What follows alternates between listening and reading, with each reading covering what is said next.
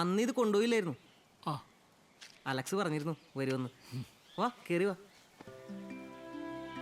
ജോയലിനെ എന്നാ തിരിച്ച് അമേരിക്കക്ക് പ്ലാൻ ചെയ്തിട്ടില്ല. പറയട്ടോ, ഇത്തവണ എൻ്റെ വാഷറിനായിരുന്നു കംപ്ലൈൻറ്റ്. അതിനകത്ത് മൊത്തം പായലും പൊടിയും കയറി കിടക്കുമായിരുന്നു. അത് ഞാൻ ശരിയാക്കിയിട്ടുണ്ട്.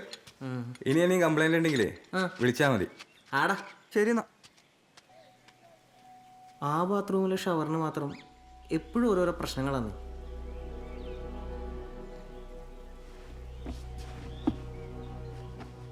എന്നതായിരുന്നു ചായ പ്രശ്നം?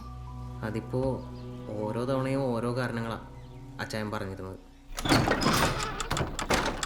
വറീസല്ലോ അച്ഛേ. ആ വറീസേ കടവയെന്നോടവേ.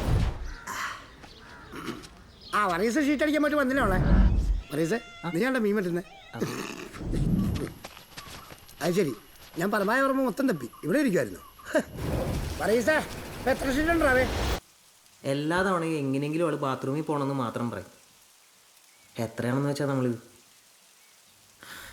അവസാനം അച്ചായനോട് ഇതിരി മുഷിയേണ്ടി വന്നു.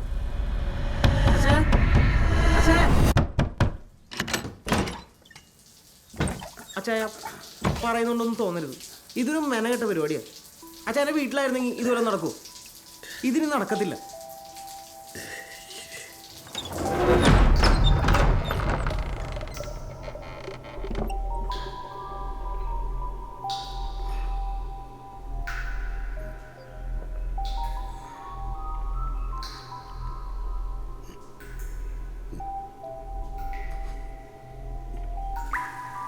അവസാനം ഒരു തവണ കൂടി അച്ചായൻ വന്നിരുന്നു.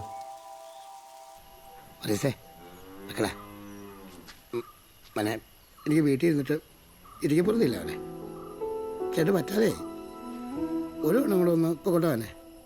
ഒരു വണ്ണമേ ഉള്ളൂ, ഇനി ആവശ്യം പോലെ കൊണ്ട് വരികയല്ല. ഒരു വട്ടം 1 മണിക്കൂറായിട്ടും ബാത്റൂമിൽ നിന്ന് ഇറങ്ങാതായപ്പോൾ പേടി തോന്നിയിട്ടാണ് ഞാൻ അലക്സിനെ വിളിച്ചത്. അപ്പോഴേക്കും ആള് പിടിവിട്ട് പോയിരുന്നു.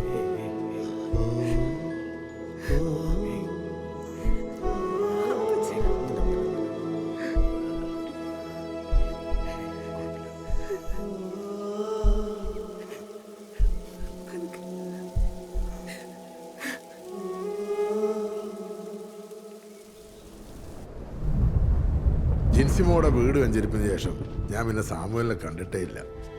പണ്ടൊക്കെ മക്കളെ ഒന്ന് വഴക്ക് പറഞ്ഞാൽ തന്നെ ഓടി വന്ന് കുമ്പസരിക്കുന്ന പതിവുകാരനായിരുന്നു. ഒരിക്കൽ ജോയൽ ഒച്ചയിട്ട് സംസാരിച്ചു എന്നുള്ള വിഷമം പറയാൻ വേണ്ടി വന്നത് ഞാൻ ഓർക്കുന്നു. ആള് തന്നെ പ്രശ്നവും പറയും പരിഹാരവും പറയും. ഞാനൊന്ന് കേട്ടുകൊടുത്താൽ മതി. ചാച്ചന് നമ്മളോടൊന്നും പറയാൻ പറ്റാത്ത എന്തോ പ്രശ്നം ഉണ്ടായിരുന്നു വെച്ചാ?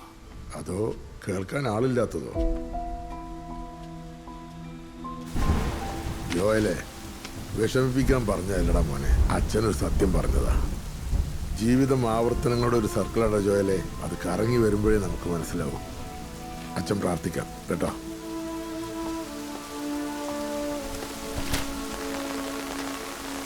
എടാ നിനക്ക് കുമ്പസരിക്കണമെങ്കിൽ അങ്ങ് മേടയിലോട്ട് വന്നോ കേട്ടോ.